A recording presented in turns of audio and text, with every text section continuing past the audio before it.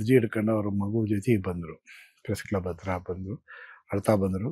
ನೋಡಿ ಸರ್, ನನಗೆ ನಾನು ಬದುಕಿರೋದಿಲ್ಲ, ನನಗಾಗದೆ ಯಾಕೆಂದರೆ ಇಲ್ಲಿ ಹಣ ಕೊಡೋಕ್ಕಾಗ್ತಾಯಿಲ್ಲ, ಇದ್ಬದ್ದ ಎಲ್ಲವನ್ನೂ ಕಳ್ಕೊಂಡಿದ್ದಾಳೆ, ಇಡೀ ಬದುಕೇ ಬೀದಿ ಬಿದ್ದಿದೆ. ಅಂಥ ಹೊತ್ತಿನಲ್ಲಿ ಎಲ್ಲಿ ಕೊಡ್ಲಿಕ್ಕೆ ಸಾಧ್ಯ ಆಗುತ್ತೆ ದುಡ್ಡು?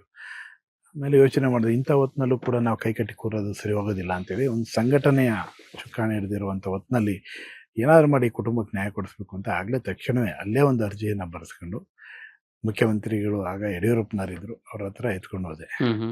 ಸರ್, ಈ ಥರ ಆಗಿದೆ ಈ ಘಟನೆ, ಏನಾದ್ರು ನೀವು ಸಹಾಯ ಮಾಡಲೇಬೇಕು ಅಂತೇಳಿ ಅವ್ರ ಕಡೆ ಆ ಅರ್ಜಿಯನ್ನು ಕೊಟ್ಟು ಆ ಕುಟುಂಬಕ್ಕೆ 5 ಲಕ್ಷ ರೂಪಾಯಿ ಪರಿಹಾರವನ್ನು ಕೊಡಿಸುವಂಥ ಕೆಲಸ ಮಾಡಿದ್ವಿ. ಅಷ್ಟೇ ಅಲ್ಲ, ಅದನ್ನು ಆ ಘಟನೆಯನ್ನು ಎನ್ಕ್ವೈರಿ ಮಾಡಿಸ್ಬೇಕು ಅಂತೇಳಿ ಒಂದು ಎನ್ಕ್ವೈರಿಗೆ ಆರ್ಡರ್ ಮಾಡಿಸಿದ್ವಿ. ಹರ್ಷ ಗುಪ್ತಾ ಅಂತೇಳಿ IAS ಆಫೀಸರ್ ಅವರು.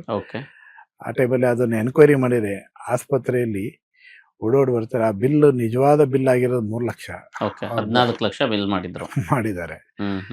ಅಂದ್ರೆ ಆ ಟೈಮಲ್ಲಿ ಕೋವಿಡ್ ಟೈಮಲ್ಲಿ ಏನೆಲ್ಲ ಆಗಿರ್ಬೋದು ಅಂತ ನಮ್ಗೆ ಅವಾಗಲೇ ಅನಿಸಿದ್ದು.